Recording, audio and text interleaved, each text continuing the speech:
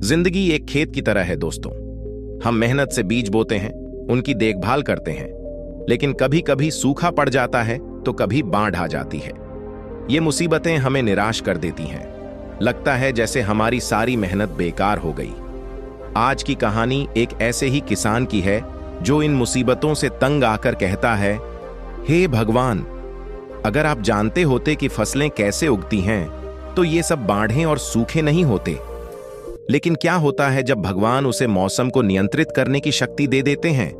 क्या उसकी फसल लहलहा उठती है या कोई और ही कहानी सामने आती है? आइए जानते हैं इस कहानी से जिंदगी का वो अहम सबक जो हमें मजबूत बनाता है। एक छोटे से गांव में एक मेहनती किसान रहता था।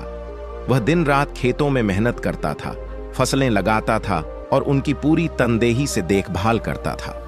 लेकिन प्राकृतिक आपदाओं के कारण अक्सर उसकी फसलें बर्बाद हो जाती थीं।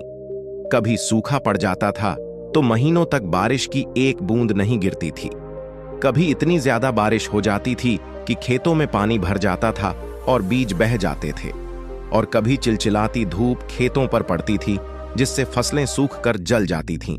एक दिन किसान बहुत निराश महसूस कर रहा था। वह पेड़ के नीचे बैठा हुआ अपनी बर्बाद फसल को देख रहा था। निराशा में उसने आसमान की तरफ देखा और चिल्लाकर कहा, हे भगवान, लोग कहते हैं कि आप सर्वज्ञ और सर्वशक्तिमान हैं, लेकिन मुझे नहीं लगता कि आप समझते हैं कि फसलें कैसे उगती हैं। अगर आप समझते होते तो ये सब बाढ़, तूफान और सूखा न पड़ते। आप नहीं जानते कि हम किसान कितना दुख सहते हैं। उसके आश्चर्य के लिए आकाश से एक गंभीर आवाज गूंजी, बहुत अच्छा किसान, तुम मौसम को नियंत्रित करना चाहते हो। इस सीजन में तुम्हें यह शक्ति मिलेगी। तुम अपनी फसल के लिए मौसम को तय कर सकते हो। किसान बहुत खुश हुआ। वह भगवान को यह दिखाने के लिए इंतजार नहीं कर सकता था कि वह मौसम को नियंत्रित करने की शक्ति से कितनी अच्छी फसल उगा सकता है। कुछ दिनों बाद किसान ने अपने खेतों में गेहूं बोया। अब जबकि उसके पास मौसम को नियंत्रित करने की शक्ति थी, उसने अपनी फसल को किसी भी तरह के नुकसान से बचाए रखा।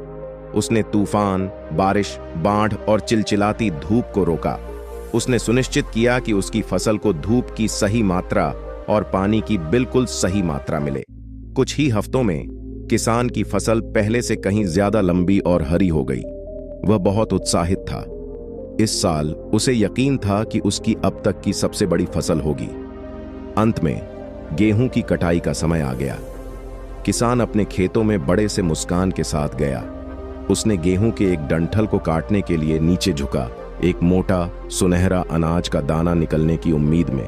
लेकिन उसके आश्चर्य के लिए जब उसने भूसी को खोला तो उसके अंदर कुछ भी नहीं मिला।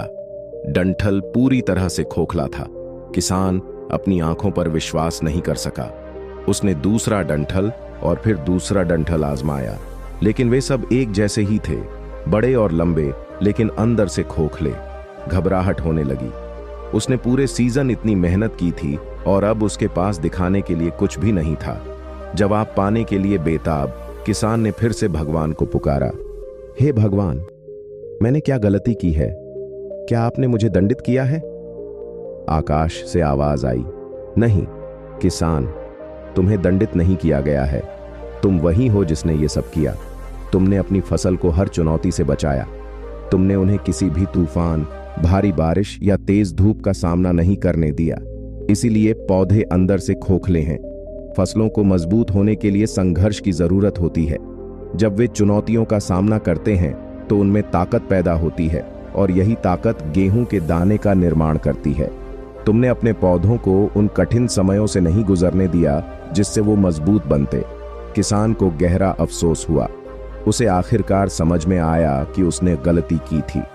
उसने सोचा था कि अपनी फसल को सभी कठिनाइयों से बचाकर वह उनकी मदद कर रहा है, लेकिन वास्तव में उसने उनकी वृद्धि को रोक दिया था।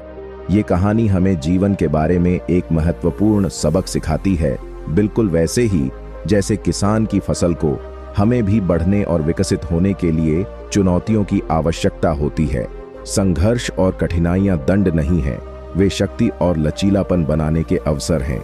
इस पर विचार करें। एक ऐसा खिलाड़ी जो कभी कठिन अभ्यास नहीं करता, वह कभी प्रतियोगिता नहीं जीत पाएगा। एक छात्र जो लगन से अध्ययन नहीं करता वह कभी स्कूल में अव्वल नहीं आएगा, और एक ऐसा व्यवसाय जो चुनौतियों का सामना नहीं करता वह कभी अपनी पूर्ण क्षमता तक नहीं पहुंच पाएगा। जब भी आप जीवन में समस्याओं का सामना करते हैं तो याद रखें कि ये कठिनाइयां आपको मजबूत और अधिक सक्षम बनाने में आपकी मदद करने के लिए हैं। चुनौतियों के बिना कोई विकास या व्यक्तिगत वृद्धि नहीं होगी, इसलिए चुनौतियों को सीखने, बढ़ने और अंततः सफल होने के अवसरों के रूप में अपनाएं।